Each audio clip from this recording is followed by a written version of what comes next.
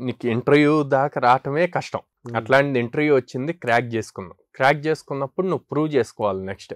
Okay, నీకు offer letter వచ్చింది, joining date వచ్చింది. జాయినింగ్ డేట్ వచ్చాక మా ఇంట్లో పెళ్ళి ఉంది, లేకపోతే అమావాస్య వచ్చింది, లేకపోతే ఇవాళ మంగళవారం జాయిన్ అవ్వకూడదు అంటున్నారు. పేరెంట్స్కి ఉంటాయి కానీ కంపెనీ వాళ్ళకు ఉండవండి.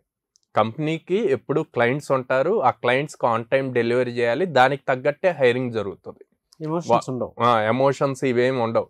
వాళ్ళకి టైం ఈక్వల్ టు మనీ. ఆ టైంలో ఎంతమందితో వర్క్ చేయించుకోవాలి, ప్రాజెక్ట్ ఎంత త్వరగా కంప్లీట్ చేయాలి, క్లయింట్కి హ్యాండ్ ఓవర్ ఎలా చేయాలి అన్న పాయింట్సే ఉంటాయి అన్నమాట.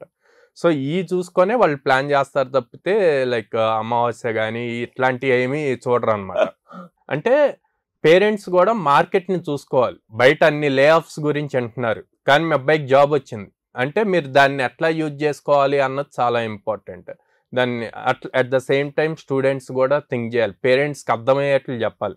పేరెంట్స్ అందరూ కూడా గ్రాడ్యుయేట్స్ కాదు, సో వాళ్ళకి అర్థమయ్యే పాయింట్లో వీళ్ళు చెప్పాలన్నమాట. అంటే ఎంత ఇంపార్టెంట్, ఆ రోజుకి వెళ్తేనే జాబ్ ఉంటుంది అన్న పాయింట్ చెప్పాలి. అందుకే రియలైజ్ అవ్వాలి. ఓకే, కంపెనీ ఎప్పుడైతే జాయినింగ్ డేట్ ఇచ్చిందో అదే డేట్కి వెళ్ళి జాయిన్ అవ్వాలి.